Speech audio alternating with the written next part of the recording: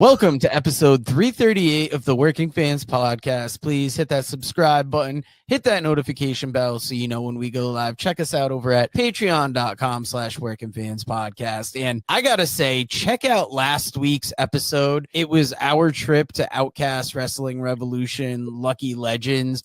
Fun time being there, and I just kind of like the way the video came together. It's something different for what we do, and great company. They're having another show, I think, in like June. Dustin Waller's coming back. I already can't wait for it. Yeah, great show. Super cool to reconnect with Dustin Waller, a guy we've interviewed in the past and even sponsored for a match. And that remembered us. Everybody that I talked to that we've interviewed, I feel like we're surprising them. Like when I told Richard Holiday we interviewed him, and I just got this look like, okay, like I almost like I'm going to have to remember to check that out later.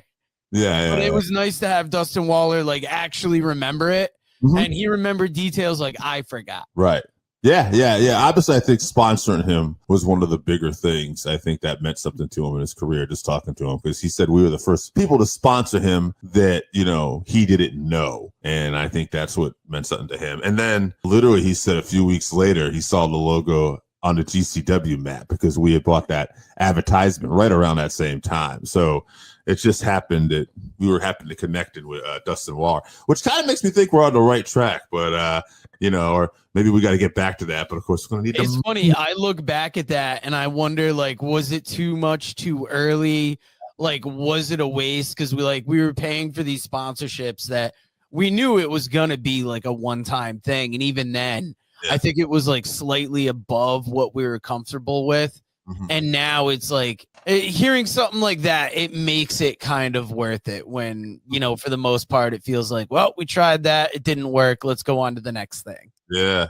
Certainly, yeah. If another opportunity like that, it'd be something to think about. But talk about sponsoring people. I've got. What do you got back there? You got a rabbit in your hat? You got chickens? What you got? I got the Zenith Zion promotional package here because we met her at Outcast Wrestling Revolution. She has a boxing match coming up, which looks like it's on Triller. So that might be something to get. Info at zenithzion.com. You can sponsor her. You get, shirt, personalized video shout out, signed fight night photo, and recognition on social media. Please check out that video. Zenith is full of energy, and I really think she's going to win that match. I can't wait to see it, but check it out, please. And check out what we got going on this week, because Wrestlemania is quickly approaching, and in a last-ditch effort to come up with an idea for this show, I thought about, how about worst WrestleManias ever? I looked. Surprisingly, we never talked about this. Yeah. And, I kind of made Dave aware of it last night because Dave's got a better memory for this. And he doesn't have to do much digging to be like, what were the worst WrestleManias he remembered? So what were some of the ones that came to mind first when you thought about this? I remember you texted me this last night, by the way, but it's funny you talked about this because I just looked at the show today, worst WrestleManias ever, literally moments ago. And I'm like, bad WrestleManias. And it's shit, this is coming fresh. He's about to show you how much of a machine he is. This guy's very fresh, but it's a very interesting story because I always try to remember the positive. So it's like, what was a bad WrestleMania one I really remembered? And there's one that stuck out, but it's kind of polarizing for me personally because it's probably one of the worst WrestleManias of all time, but it was one of the best for me because it was the first WrestleMania and I was ever at, and I was there. It was WrestleMania 11 in our backyard of Hartford, Connecticut. I got to go, but I'm currently watching it. This is a dog shit show. Yeah. Lawrence Taylor and Bam Bam Bigelow is the main event. This is how bad that show is. That's probably one of the better matches, all right? Because Bam Bam Bigelow carries Lawrence Taylor. Shawn Michaels and Diesel have an okay match because it's Shawn Michaels. Bret Hart arguably will tell you this was probably one of his worst matches of his career against another legend, Bob Backlund, but the chemistry just didn't seem to be there. That sounds like a dream match when you put it down on paper. Two of the best technical wrestlers, last generation versus this generation. Lex Luger and Davey Boy Smith versus Eli. That kicked off the show. Fuck that match. Dude. And I want to say King Kong Bundy is on this show. Versus The Undertaker. Yeah, all right, Undertaker. So this is not one of those matches Undertaker brags about where he got to work with the big man. Like Bundy was not, at his height in popularity. I'm currently watching the Smoking Guns versus Yokozuna and Owen Hart. And even then, I'm like, not a terrible match, but like, I don't know. Maybe it's because I'm doing other things, but it's just not gripping me.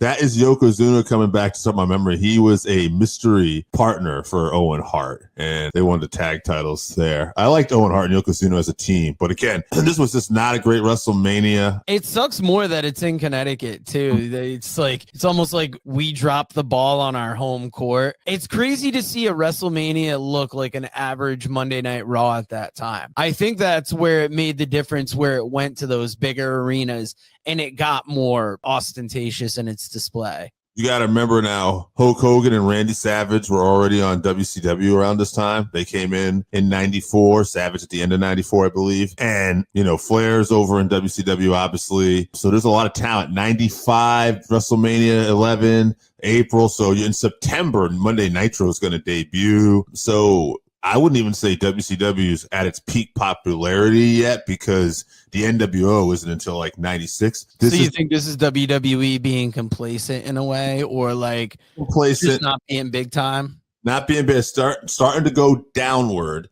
Not really worried about WCW yet. And because you have to think it's 95, right? And in 96 in May, when the NWO is like, just starting and Scott Hall's coming out and that, it's only in June where the Austin 316 promo is done, literally a little over a year later, right? So, so the wrestling business is going to look really different in 96. It's funny that you said this as like it's your best, but it's considered the worst. Yeah. Because I'm going to have the exact opposite thing next week, and I was going to explain it, but fuck it. That's a cliffhanger.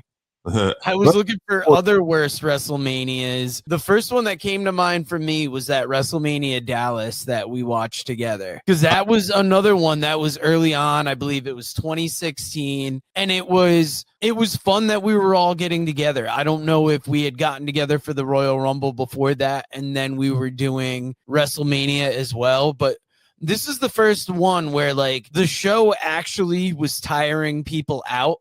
Like you saw the good mood leave about halfway through and we were all just surviving. And it's like, it was the first one that I really remember, like, what the fuck are we doing here? It's in one of the biggest stadiums, and it was one of the worst experiences. Now, oh God, was that Undertaker and Shawn Michaels, or that's No, that was Undertaker and Shane McMahon, Hell in a Cell. I only remember because I Wikipedia'd it. I had to do a little digging eventually because I was worried about like coming prepared enough. So like, let me look at some of these matches. And when I saw that, I'm like, holy shit, I forget. Like, I remember it happened, but like, I've got no attachment to that. 4 attempts at memory of this. Roman Reigns and Triple H for the world title. Yep. That sucked. Dean Ambrose and Brock Lesnar. Wow, that was at this one. That should have been so much of a better match, but it was just kind of blah. Yeah. You know what I liked about this one? It's so funny. And I don't think end, or maybe the chips and dip we had. I was going to say it only lasted for a day, but Zack Ryder, I believe, won the Intercontinental title in a ladder match here. Yeah, that was fucking bullshit because that was such a feel-good moment. And then they just undid it the next night. And I'm like, why even give him the moment? Like, is a WrestleMania moment worth it if it gets negated the next night? And they had Maurice slap his dad and everything, too. It's kind of fucked up, but it makes me laugh now. But it's like, Zack's had a good career. But, I mean, that WrestleMania, what I remember in particular is that it just, like you said, it just dragged. Like, there could have been some good moments early on. But this was what's happening in that time period of WrestleManias where it kept going and going and going. And I remember my buddy going to WrestleMania, the one at the Meadowlands, MetLife Stadium, where Ronda Rousey, Becky, and Charlotte headlined. But again, it was the same thing. He said that it took forever to get out. I think like the main event finished at like 1 a.m. And that Meadowlands parking lot is it's so bad to get out of that it's like if the event gets out at 1, you're not leaving there till like 4. But I do want to say one more thing on that WrestleMania 11 thing. Personally, it was so bad that even though like I enjoyed it as an experience as a kid, when I went to WrestleMania 14 in Boston, I do remember thinking, I really hope this WrestleMania delivers so I can say I was at one good one. And I was honestly the Austin era, so I was happy. But that's how I went in looking at that. Like I wanted to erase that memory of WrestleMania 11 as a fan a little bit. I like how Dave's stunting here. He's like, I've been to not 1, but 2 WrestleManias. Thank you. They're in the area, baby. Another bad one I was thinking of was like no fault of its own. And it was interesting at the time was COVID WrestleMania. You know, like they had that rain delay. Yeah. It was interesting because you were going to see how all these like empty arena matches worked like there. Or the rain delay might have been a different year. Was the rain delay the first year they came back? It's the first year they came back, yes. So, okay. Yeah. But yeah, just the empty arena WrestleMania, like it was what it was, but like I don't know if it's one that's gonna go down in history. Like, oh, this is one. Well, it's gonna be one you have to see because it's different, but it's not great. No, it's not great. The only thing I mean that's gonna stick out was the 2 cinematic matches each night. Was the Undertaker Last Ride match with AJ Styles, and then the Firefly Funhouse match with Bray Wyatt and John Cena. Oh man, I can't believe I talked shit on this WrestleMania now. That was one of like my favorite matches because like very interesting. That was one of the best cinematic matches. You know, really showed the creativity. Probably showed the most fun Cena could be at that time because he's like kind of this Hollywood star, yet at the same time he's poking fun at himself and allowing himself to be skewered, and right. That made it interesting at least. I mean, it had some moments, but you know, overall, I mean, any COVID show was a tough watch at times because it definitely sucks not having the fans around. And I would say that was something AEW did right, was by just having, you know, wrestlers and other people around the ring to create that atmosphere somewhat. You know what I mean? It wasn't the same, but it was something. And that Daly's place really looked cool as well. I was looking on the internet and I saw it looks like WrestleMania 4 was put as a bad WrestleMania. But for me, like when I was on Netflix and I was scrolling through the list, yeah, you can say 1 is a bad WrestleMania, but it's also like bad compared to what things were. And like me personally, I like watching old school wrestling. So when you go back and you see Tito Santana, you see, you know, what is it, SD Jones, things like that. I'm like, okay, this isn't what it got to, but I wouldn't call it bad. So I was surprised to see that 4 was put down as a bad one. I would think WrestleMania 2 would be one right between 1 and 3 because they tried it at the 3 locations. You know, that was Hogan and Bundy in the cage, Piper and Mr. T in a boxing match. You know, there wasn't anything that was like crazy that really stuck out about WrestleMania 2. It was more like that was the one in between 1 and 3. The first one ever. And then 3 is obviously considered one of the greatest because of Savage, Steamboat, Hogan, and Andre. I had a hard time any WrestleMania with Hogan on it. I'm like, it's hard to look at it as a bad one just because that's that ingrained fandom in me when, like, you know, like in my mind, WrestleManias 1 through 9 are like great. Yeah. And then like after that, you get some wavering. WrestleMania 10 was the Scott Hall, Shawn Michaels ladder match. And Owen Hart, Bret Hart, those were the 2 best matches on that show. Watched Bret Hart and Owen last night, and I'm like, this is all I really need to see from this. Like, and hearing that Bret Hart is going to wrestle twice, I'm like, all right, you've already got more intrigue in this than any like other show could. First WrestleMania I ever watched with friend of the show, guest of the show, host of the show, partner of the show, AJ Strange Brew. WrestleMania 10. Now, do any other WrestleManias come to mind as bad, even if we're not going to deep dive on them? Because that was like the most I could think of. I didn't like WrestleMania 6. That's where Warrior beat Hogan. It wasn't because of that match. I know a lot of people consider that Warrior's greatest match. I actually didn't like the chemistry of the 2.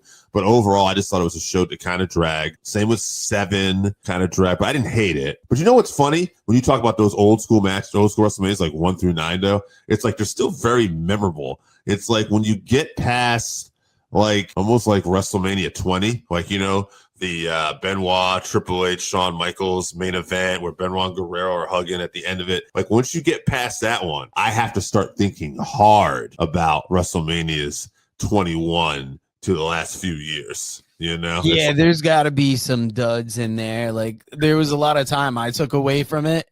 So I'm like, I'm sure there's some mid 2000s that I'm like, oh, this is garbage. Yeah. A lot of photographers by the ring at WrestleMania 11, I'm noticing. Yeah, you know what was interesting about 4, though? 4 was when I just remember as a kid, that's where we crowned Randy Savage as the world champion, and there was a tournament. And for me, that was very exciting. Like, you know what I mean? Like, I don't know if the matches were the greatest because they probably rushed a lot of them, but I just remember, like, I was super excited. And you know, the other thing, too, I didn't like Atlantic City as the backdrop for WrestleMania. I didn't think that was the greatest fan base and the greatest atmosphere. It felt like there was a lot of like casino patrons that at that point in, you know, time that were going to watch. It wasn't like a lot of huge wrestling fans necessarily. Yeah, if I remember correctly, like that was, I don't know if it was a warehouse space that was made into an arena, but it was like something kind of like in its own spot that they had made up for it. And it did like mess up kind of the feel of things, which is weird. And you'll get that from time to time. You'll see it. You probably, do you see it a lot with UFC and like being around the casinos and comp tickets? Not as mad there because those are all like, even like, there's a lot of fight fans that come, you know, and they're super excited about that. Although I guess a better example would be like Mohegan Sun when something happens there and you get the comp tickets around the side and you see people not show up till the main event or like late in the card. Wrestling doesn't always translate to like the fight capital of the world, I don't think. You know what I mean? It's a different audience. That being said, WrestleMania in Vegas last few years, I think it's just more mainstream now, currently wrestling, and you'll get, you know, these fans and stuff that are out there. I know they have trouble selling tickets, obviously, and that's a different story, but that's because they're probably too high. Because again, you're trying to get that fight fan, you know, ticket sometimes we talked about. I was hearing on Post Wrestling that they ran a 316 sale where tickets were like 30% off, and that was a nice boost. And it's like, that's got to make you think, if you're selling a good amount of tickets, 30% off, maybe you're 30% too high. But I know when, you know, you're putting out the product and you want to make the money, you know, when does it ever seem too high? Yeah, you want to run it into the ground sometimes, I guess. I was going to say, speaking of too high, somebody got themselves in a little bit of hot water this week. We're going to do, you know, a little contemporary talk because all the news I've been seeing is about Ricochet. What do you make of this situation? Should have thought that through a little bit more. I remember seeing it before it even became news. Somebody had posted it just like on a Facebook thing. Yeah. And there is so much bullshit now that's posted on social media that people are making up headlines and stuff now that I have a hard time knowing what's real, not real, but this looked legit. And I just thought, because I knew Ricochet's, you know, handle and everything. So I was like, ooh, that's fucked up. I'm like, I guess he's trying to play the heel, but I was like, man, I'm like, probably not a great idea. But I didn't hear anything about it. And I was like, okay. But then I guess he fucking doubled down on it and left it up there for a little while.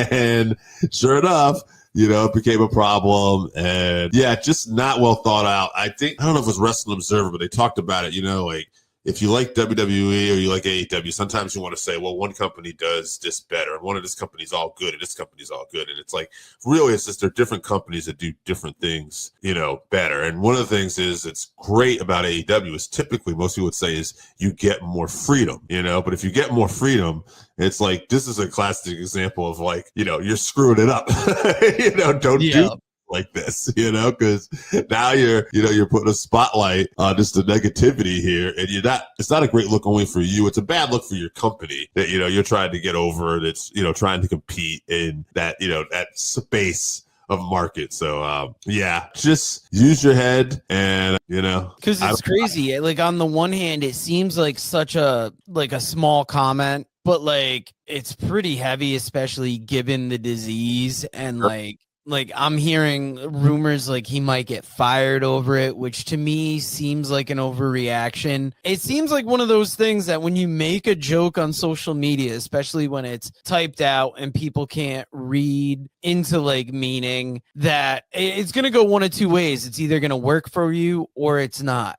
You know, we could be living in a reality where this just goes over the head and he's playing a good heel, but it's like people are reacting bad. I kind of see it like, I have a cousin with MS. So it's like, I'm trying to think like, saying it's nothing is really dismissing it, because I see like how rough the disease can be on people. Yeah. It's one of those things like, don't take the chance. I just think Like, if you're looking at it like, this could go bad. Like, you could say anything else. there was nothing to gain by it. It was an ignorant comment because, I mean, what are you thinking in the game? Like, ooh, I'm going to get that social media heel heat that's going to translate to the screen. Like, it's like, not really, bud. It's not going to do wonders for your career. It's just something that either A, was terribly thought out, or B, wasn't thought out at all. I mean, as personally as a guy, who's owned his own business and, worked with other people, like, I wouldn't want a comment like that representing, like something I'm associated with. Be like, hey, reel it back here, bro. I mean, things happen. I know some people think that Chris Benoit, I know what you're thinking. Yeah. But it's like, it's sometimes there's comments and it's like, man. Well, think about too, like how FTR were like arguing with fans, and it's like you go to the very extreme case of like the Dudleys back in the day. Yeah. And it's like, I think once upon a time you could have gotten away with this. Nowadays, especially with, and I don't want to make it all about like being politically correct, but with that being on the rise a lot more, things like this aren't going to go as far as they used to, and they're going to have bigger ramifications. Do you see him losing his job over this, or does that seem too wild to you? Nah, I don't think so. Only because there's been no real issues with him and stuff in the past, and it's more just a stupid comment. I think he lost the title, which may or may not was going to happen anyway. We don't know. Yeah. He's going to take some time off of TV for a while. How long? I don't know. Maybe he won't be back until after All In, you know what I mean? He could miss a few months out of this, but given the way WBD is, though, like comments that Jay Briscoe made that kept him off TV, comments that Trey Miguel made that prevented him from joining, like, could there be an overreaction by WBD on this? Kind of funny, right? This is where you find out like where you rank sometimes in the pecking order too, because there's some people who could get away with making certain comments that they would just get a slap on the wrist. And then there's others that are going to be, like, hey, you got to go. Yeah. What makes this any different than anything like MJF could say? Yeah, I'm sure MJF has probably done some crazy stuff. We've heard him say some wild things. Wild stuff, yeah, like in the signings and stuff like that. I guess with MJF, the thing that he's always had going for him is that he's so talented at what he's doing, and he's pulling people in, and he's doing it usually at these, conventions or stuff like that. So that, he's entertaining the crowd, and people feel like they're a part of this show, I guess, with him, even though he's trying to push the envelope. So it is interesting. You think it's the difference between live versus online? Like live, you can kind of see intention, or the fact that there is kind of a back and forth with a crowd. Yeah. I mean, I think there's definitely a part of it. I think when you're doing something over social media, sometimes the interpretation is going to be just how people take it and how they're feeling, and then it can snowball from there. Whereas if you're live, you can kind of go, oh, this guy's definitely in character. This is what he's doing, And that's not to say that, some people might not take it, the wrong way, but I just feel like there's a difference, especially nowadays. Like when people want to like make a point or they want to do something, like they'll just say, oh, wow, I can't believe this guy said that. And then you'll read it and be like, yeah, that's from a storyline. You know what I mean? It's like, wrestling's good at blurring those lines, but sometimes it can come back to bite you. And before we get into the Revolution talk, this is funny. This is an episode that we did a little differently, where usually the title of the episode is the last thing we get to. But before we get to Revolution talk, I was also thinking of another idea for today's episode. And I was thinking, what were some of the best returns ever? Because like not knowing that the Ospreay return was going to happen at Revolution popped me. And then seeing him back in the ring Wednesday, I was like, I'm all for AEW again.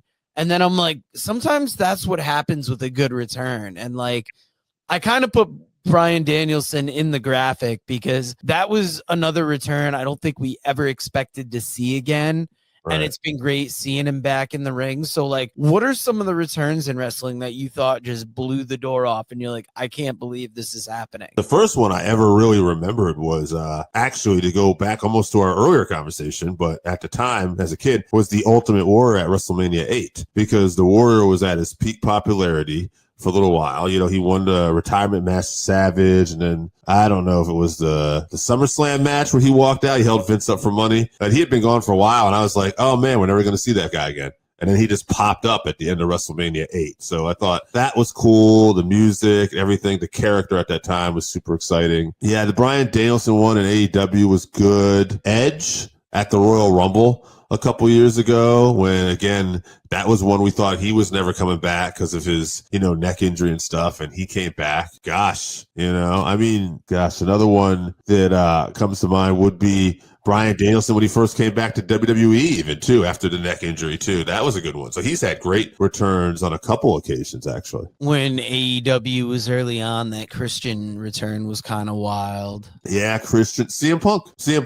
I was gonna wait to the end to mention it. Be like, hey, we kind of forgot about the biggest one, CM Punk, when he came back. That did some business for AEW.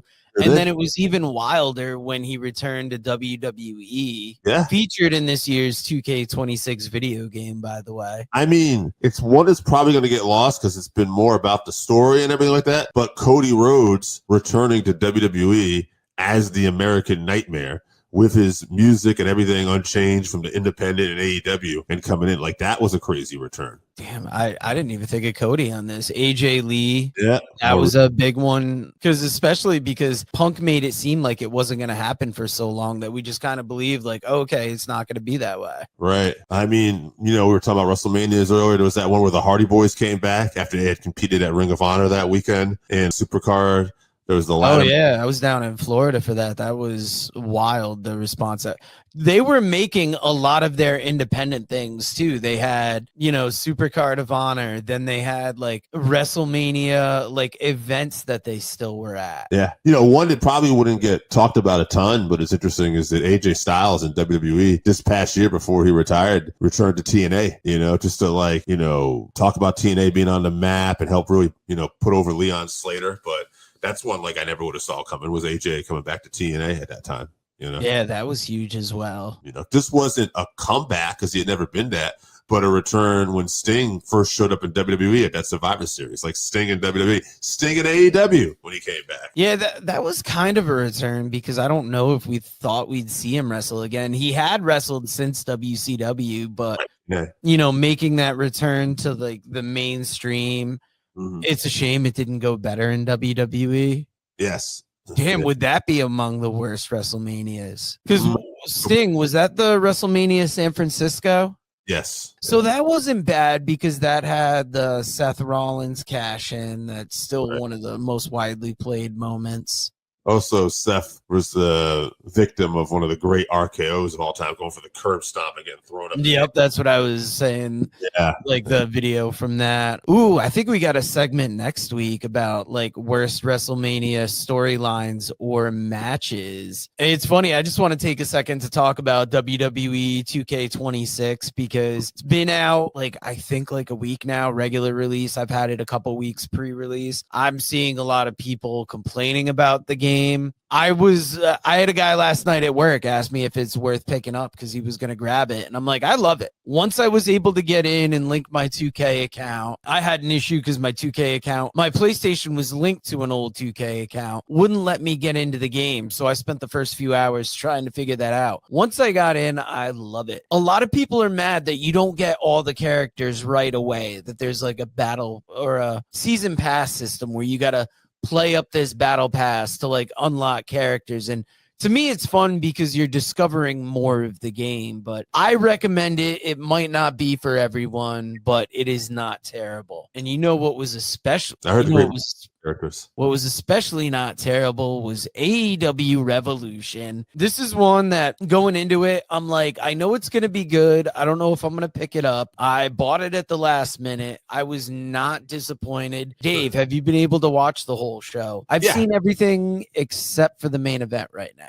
I saw most of the main event. I saw the ending of the main event. I thought the main event was kind of long. Actually, that's what might be one complaint that I was, like, kind of zoning in and out because the main event was so long. The whole show was so long. Like, even I watched it the next day and I was like, I was seeing so many good matches happen, but I'm like, I've been watching this for 3 hours. Yeah. I'm like, where's the ladies match? Where's Bandito?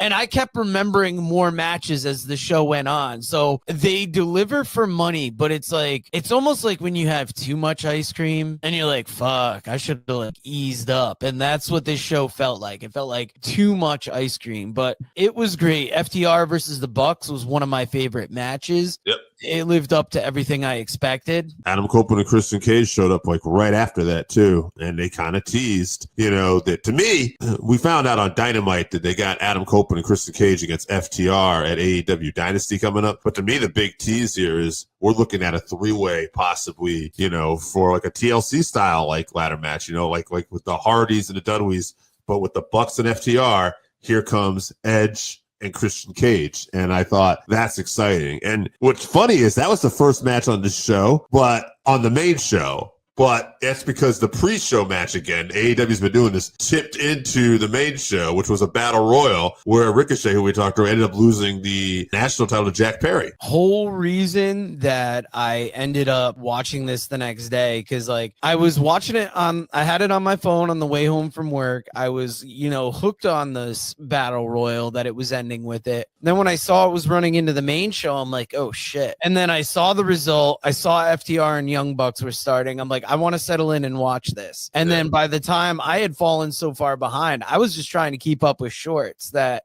I was like, you know what? I'll just catch the news as it breaks. I'll make a short for it. And then I will watch this the next day. But that battle royal was great. Feel good story to end on. Yeah. And you go from that battle royal, right, to the Bucks FTR, like we talked about with the return of Christian and Adam Copeland. And then the next match was Tony Storm defeating Marina Shafir. And then Ronda Rousey shows up like right after that. So it was like, that was huge. I gotta ask, what do you make of Rousey being in AEW? Is she in AEW officially, or is this an appearance, maybe a little bit more working together? How do you see this? Right now, it looks like right now it just seems like an appearance, but I'm hoping that they do have her for more, because I think she's good for AEW. I know some fans might not be crazy about her, but right now she has a she has a big fight coming up with Gina Carano on Netflix. And, if she wins that fight too, assuming she will, like, this is great for AEW to kind of be attached to her. And she's been kind of really been going after UFC and TKO lately, with comments they don't pay. So now she could be with the rival wrestling promotion. And if you're AEW and you're being attached to a name like Ronda Rousey, but this goes to that double standard we were talking about earlier too, because Ronda's made some comments in the past about Sandy Hook and stuff. Did she apologize for? And she was good about it. If you ever heard about that, she said Sandy Hook was a conspiracy when she was younger and all this shit. And she apologized for that. It's been years, and she said she was young and stupid, and she wished she never said it. And I know John Pollock talked about this too, and he said, if you look at it, like when she apologized, it actually was like more people didn't know about it because it had been covered up so well. So like you could tell that her apology was probably sincere because it didn't do her any good, but she really just wanted to get out there. But that being said, if her name wasn't Ronda Rousey, I do wonder if WBD would look at that and go, we don't want nothing to do with you. Yeah, that's when you start making those qualifications like, nah, that was a good enough apology. You heard it. It was multiple words. She got into her feelings, and maybe it's because it's something that happened in, I don't know, Jay Briscoe was in the past and he had so many people come to him, but it's like, if you're a big corporate entity, yeah, you're going to want Ronda Rousey, especially with all this. It kind of sucks because that she's not going to be in the ring until that fight happens. Right. But she can still do some appearances. Like, this was one that I thought was wild, but like, I didn't go all in at first. I was like, I kind of want to see what happens. Yeah. I don't know if she's going to be a part of this group, is she going to be one of those lucky people that just works for AEW? Because we've said some people haven't worked in WWE. They do great in AEW. Yeah. Some people haven't worked with AEW. They flourish in WWE. So which side of the coin do you think she's going to land on here? I think she'll do fine because she's got people there like Marina Shafir and,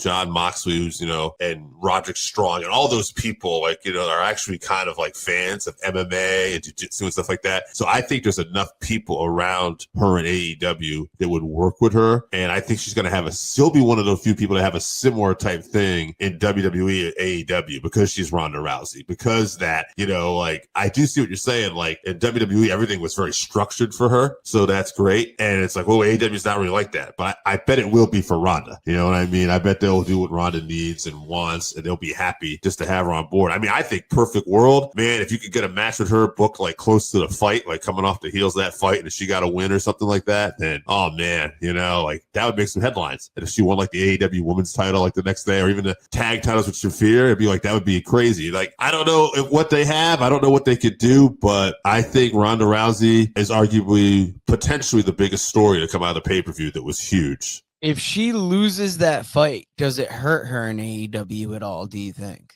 Probably depends how she loses it. It could, you know, because sometimes wrestling fans are just funny like that. But she's also could go in as a heel, you know, and she can kind of like always kind of work with it. But yeah, I think it'd be more momentum if she won. Let's put it that way. 100%. And then when you thought like this was the biggest news, like not that Will Ospreay overshadows it, but that was a huge return.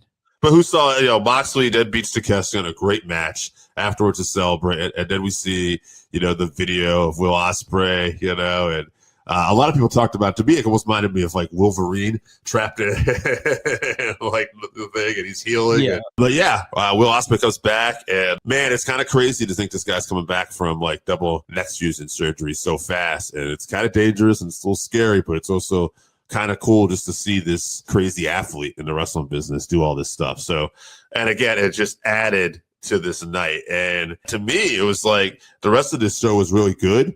But like, if you just take this first part of the show, it was like bam, bam, bam. You know, that's what was crazy to me, because you're like 2 hours in at this point, and you're like, how many matches do we have left? Yeah. And like the pacing was weird, because like for a while I'm like, I thought we'd get Bandito Andrade earlier, like maybe somewhere in the middle. No, that was like near the end. So that, because I'm just looking at it right now. So that was, even counting the pre-show, right, which had matches on it, that was match 6. Right, and Will Ospreay, there was 13 matches, so he still had 7 more to go. Yeah, that's like the halfway point of this shit.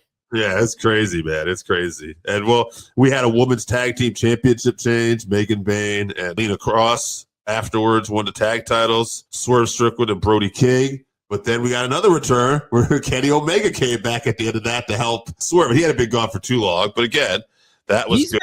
Been in and out. Like, he's had matches, but it seems like anytime he shows up, it feels like a big deal now. And it's like, we're feeling like peak AEW, where you've got Moxley, Omega, Ospreay, MJF, all wrestling at the same time. Yeah, Tekla went on to be successful. She's doing great. You know, that was a good match. And then Mystico and Jet Speed win the trios titles from the Don Callis family, and Mystico gets announced as All Elite after this too. So he's an official like AEW contracted wrestler right now too. So that was another big moment. He's got that same thing that Claudio just signed, where he's kind of like AEW and CMLL. Yes. So it's interesting that way. And then Andrade and Bandito, which you talked about, like we finally got that match now.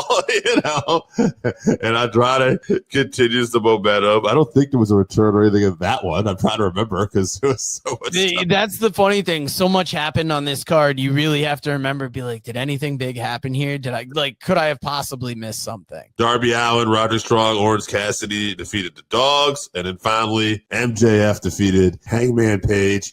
And again, and this is big news too, because of that storyline or that stipulation where Hangman Page can no longer challenge for the title. Which, by the way, that is one thing I would say that is a sour moment on this pay-per-view is, again, hated that stipulation, hated it with Cody, don't like the fact that you'd taken one of your top wrestlers and say they can never compete for the world title, because now you either have to break that stipulation or you literally took one of your best wrestlers out of the world title picture. 100%. Yeah, it was weird, and it led to like a weird situation with Cody. So it's like, where's it going to go with Paige? Has Tony Khan figured it out? Because it seems like he really is stuck on this stipulation. And will this be the time that it works? I don't know. He said afterwards, I guess Jake, one of the friends of ours, posted in the chat that Tony was saying, what I have is a verbal agreement with Hangman Page. He's not going to challenge for the title. It's not written. So it's like you're kind of already, to me, you're already trying to work around this, you know? So I guess I don't hate it. I'll have to see how it plays out. don't get me wrong. I don't want to sound like one of those extremists. Like, it's not going to stop me from watching AEW or wrestling. I just don't like it when companies make stipulations like this if you don't plan on holding it, because I think one of the great things about AEW is that it is different from WWE. And this is kind of a WWE thing in the past that they did where they don't honor their stipulations. You know, WCW as well. 100%. And Dave, the wrestling conversation is going so well that I hate to interrupt it, but we got to get in a Patreon segment. So we're going to play a little bit from Ray Lopez, and then we're going to get back to talking AEW Revolution and more. Author Ray Lopez presents Lockup, professional wrestling in our world. Lockup dives headfirst into the colorful world of professional wrestling. Explore the iconic characters, careers, matches, history, and families, and delve into the bizarre and fascinating entwining of professional wrestling and film, television, football, politics, gender, and race. Pre-orders are available now on Amazon.com or at MascotBooks.com. This is the perfect gift for the wrestling fan in your life. Pick up a copy today on Amazon.com or at MascotBooks.com.